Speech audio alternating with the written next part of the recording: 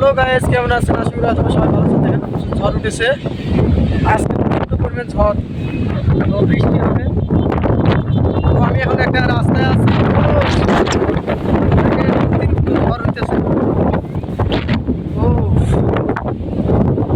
আমি এখন বাড়ির দিকে যাইতেছি। দেখেন আমার পিছনে ঢেউ। আমি এখন দাঁতনেখালিতে আছি। দেখেন দাঁতনেখালি আমি সাতক্ষীরা ভাইয়ের বাড়িতে ঘুরতে আসলাম, ভাইয়ের শ্বশুর বাড়ি।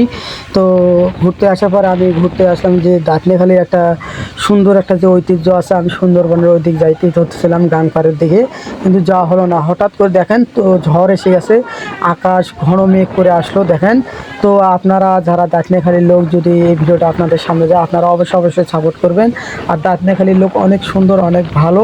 দেখেন এই যে ঘেরগুলো, আর পানির যে ঢেউ রে ভাই, বুঝছেন? পানির যে ঢেউ, প্রচুর ঝড়। দেখেন